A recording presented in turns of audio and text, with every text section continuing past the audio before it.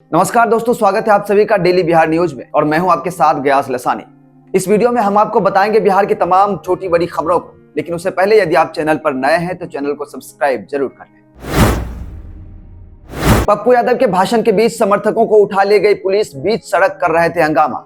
बता दें, निर्दलीय सांसद पप्पू यादव की अपील पर आज बिहार बंद का आह्वान किया गया था। पप्पू यादव के समर्थक राजधानी पटना की सड़कों पर धरना प्रदर्शन कर रहे थे। वहीं खुद सांसद पप्पू यादव पटना के डाक बंगला चौराहे पर बीपीएससी अभ्यर्थियों की मांग को लेकर डटे रहे हैं। पप्पू यादव अपने समर्थकों के बीच भाषण दे रहे थे और इसी बीच पुलिस उनके समर्थकों को उठा ले गई।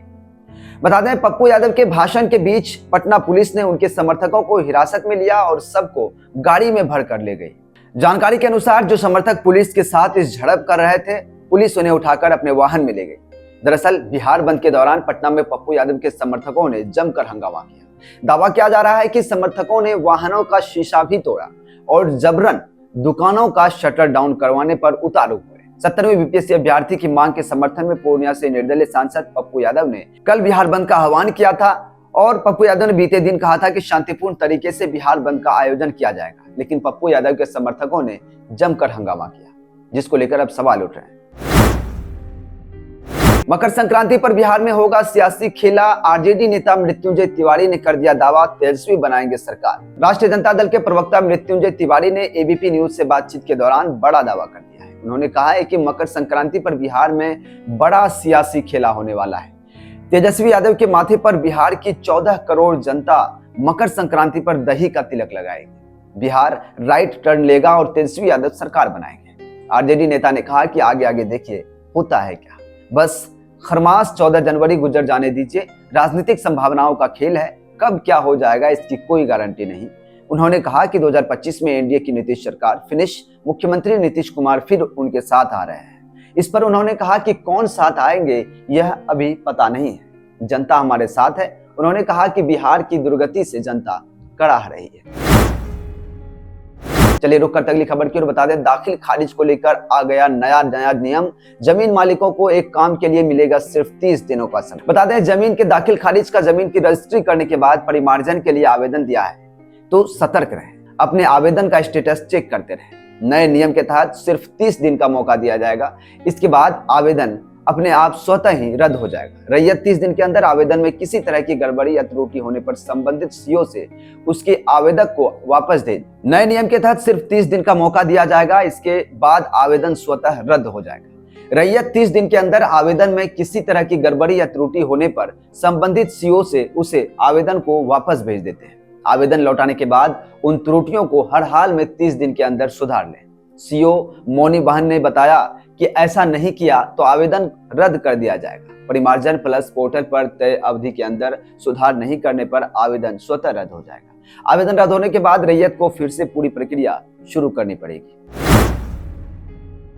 राहुल गांधी के पटना दौरे की तैयारी तेज। लोकसभा चुनाव के बाद पहली बार आएंगे बिहार। बता दें, बिहार में विधानसभा चुनाव की तैयारी में जुटे कांग्रेस के नेता और कार्यकर्ताओं के लिए अच्छी खबर है।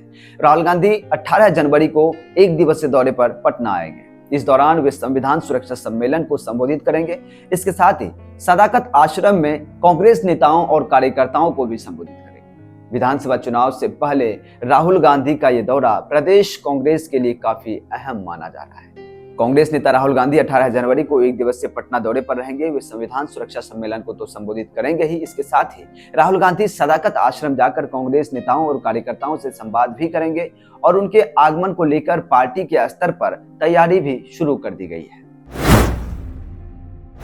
पटना डीएम ने ठंड के कारण स्कूलों की छुट्टी पर लिया फैसला। बिहार में कहां कब तक यह अवकाश है, देखिए। पटना के स्कूलों को लेकर फैसला हो गया है। फिलहाल 3 दिनों के लिए ठंड के कारण छुट्टी बढ़ाने का फैसला लिया गया है। बता दें, पटना के जिलाधिकारी डॉक्टर चंद्रशेखर सिंह ने अमर उजाला के सवाल पर कहा कि अवकाश का जो आदेश पहले से था उसे 13, 14 और 15 जनवरी के लिए लागू किया जा रहा है। मतलब 8वीं तक की कक्षाएं 15 जनवरी तक के लिए बंद रहेंगी। 9वीं और 10वीं के छात्र छात्राओं के लिए स्कूलों का परिचालन पहले बताए गए समय के हिसाब से होता रहेगा। पटना जिलाधिकारी के अनुसार जिले के सभी निजी और सरकारी विद्यालयों, प्री स्कूल एवं आंगनबाड़ी केंद्र सहित 8वीं तक की कक्षाएं 15 जनवरी तक बंद रहेंगी, जबकि कक्षा 9 और इससे ऊपर पठन पाठन का काम सुबह 9 बजे के बाद और अपराह्न 3:30 बजे के पहले तक ही किया जाएगा। उन्होंने विद्यालय प्रबंधन को आदेश जारी करते हुए कहा है कि इस आदेश के अनुरूप शैक्षणिक गतिविधियों को पुनर्निर्धारित करें। वहीं प्री बोर्ड या बोर्ड की परीक्षा के लिए संचालित किए जाने वाले विशेष कक्षाओं या परीक्षाओं का संचालन इससे मुक्त रहेगा। बता दें, बिहार सरकार ने ट्रैफिक नियम तोड़ने वालों पर नकेल कसने की तैयारी कर ली है। राज्य के 26 जिलों के 72 चौराहों पर सीसीटीवी कैमरे लगेंगे। इन कैमरों से ऑटोमेटिक चालान कटेंगे। इस प्रोजेक्ट पर लगभग 35 करोड़ रुपए खर्च होंगे। यह फैसला राज्य कैबिनेट की बैठक में लिया गया। इससे तेज रफ्तार और ट्रैफिक नियम तोड़ने वालों पर लगाम लगेगी। यह योजना 2024-25 से 28-29 तक चलेगी। इसका खर्च सड़क सुरक्षा निधि से उठाया जाएगा। बिहार में अब ट्रैफिक नियम तोड़ना महंगा पड़ेगा। सरकार ने 26 जिलों के 72 चौराहों पर सीसीटीवी कैमरे लगाने का फैसला किया है। इन कैमरों की मदद से ऑटोमेटिक चालान कटेंगे, यानी अब ट्रैफिक पुलिस की मौजूदगी के बिना भी नियम तोड़ने वालों पर चालान कटेगा। कैमरे वाहनों की नंबर प्लेट की तस्वीरें खींचकर ही चालान करेंगे। इससे तेज रफ्तार और लापरवाही से गाड़ी चलाने वालों पर लगाम लगेगी। खासकर युवाओं को अब संभल कर गाड़ी चलानी होगी।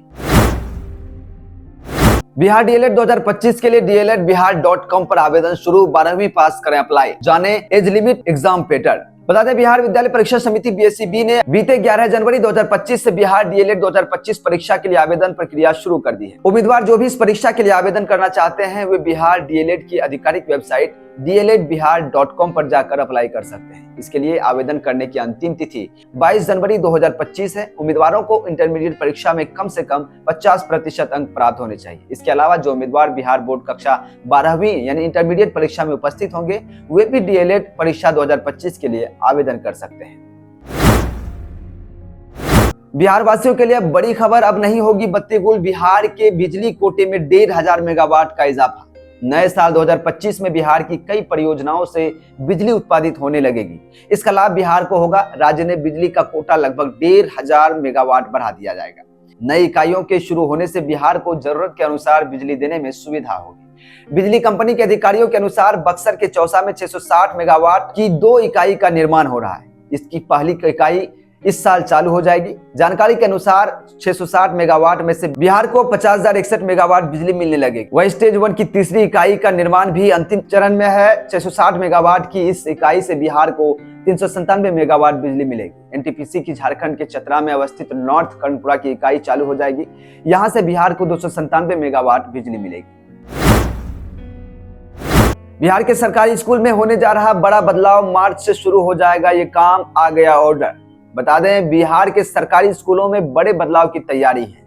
नए शैक्षणिक सत्र से पहले राज्य के 81,000 सरकारी विद्यालयों की रैंकिंग की जाएगी। शिक्षा विभाग के मुताबिक मार्च में विद्यालयों की रैंकिंग कराई जाएगी। यह रैंकिंग प्रत्येक विद्यालय के समग्र प्रदर्शन के आधार पर होगा। इसमें विद्यालयों में संचालित विभिन्न गतिविधियों जैसे शिक्षण और अधिगम संसाधन उपयोग, साफ सफाई, स्वच्छता, शिकायत निवारण आदि शामिल किए जाएंगे, जिसके लिए कुल 100 भड़ांक तय किए गए हैं। शिक्षा विभाग के एक अधिकारी ने बताया कि राज्य में 43,000 प्राथमिक विद्यालय हैं जहां पहली से 5वीं कक्षा तक पढ़ाई होती है। 29,000 मध्य विद्यालय हैं जहां पहली से 8वीं कक्षा तक की पढ़ाई होती है। 9,360 माध्यमिक एवं उच्च माध्यमिक विद्यालय हैं जहां 9वीं से 12वीं कक्षा तक पढ़ाई होती है। प्रत्येक कोटि के विद्यालय के लिए अलग अलग रैंकिंग की जाएगी।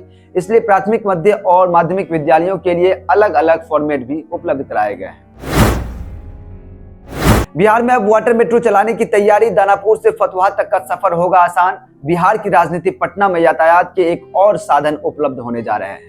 पटना में वाटर मेट्रो चलाने की तैयारी है। पटना के गंगा तट पर कई मेट्रो स्टेशन बनाए जाएंगे। दानापुर के फतुहा तक लोगों का सफर चंद मिनटों में पूरा होगा। इसके लिए खास तरह की स्पीड बोट का उपयोग होगा। पटना के साथ साथ 18 शहरों में भी वाटर मेट्रो चलाए जाने की तैयारी है। इनमें अहमदाबाद, सूरत, मंगलुरु, अयोध्या, धुबरी, गोवा, कोल्लम, कोलकाता, पटना, प्रयागराज, श्रीनगर, वाराणसी, मुंबई, कोच्चि और वसई शामिल हैं। कोच्चि वाटर मेट्रो की सफलता के बाद देश भर में 18 स्थानों पर सुविधा मुहैया कराने की तैयारी है। पर्यावरण अनुकूल इस नए जल परिवहन मॉडल को दोहराने की प्लानिंग चल रही है। कोच्चि मेट्रो रेल लिमिटेड की ओर से यह जानकारी दी गई है कि जल मेट्रो का संचालन और रखरखाव करने वाली KMRL ने इसे लेकर बयान जारी किया है। इसमें कहा गया है कि बंदरगाह, जहाजरानी और जलमार्ग मंत्रालय ने उसे विभिन्न क्षेत्रों में इस प्रकार का जल मेट्रो सिस्टम की क्षमता का आकलन करने का काम सौंपा गया है। आधुनिक सुविधाओं से लैस होगी वाटर मेट्रो, जल्द शुरू होगा इसका काम। इस तरह की बातें चल रही है। तो ये थी बिहार की कुछ प्रमुख खबरें जो हम आपको बता रहे थे, आपके सामने पेश कर रहे थे। ये वीडियो आपको कैसा लगा, साथ ही इस खबर से अगर थोड़ा सा भी आपको जानकारी मिला हो तो इस वीडियो को लाइक कर लें, चैनल को सब्सक्राइब कर लें और अपनी राय, अपनी प्रतिक्रिया कमेंट बॉक्स में जरूर लिखें। साथ ही ये भी लिखें कि आप बिहार के किस जगह से इस वीडियो को देख रहे हैं। चलिए हम लेते हैं इस वीडियो से विदा, हमें दीजिए इजाजत। जय हिंद।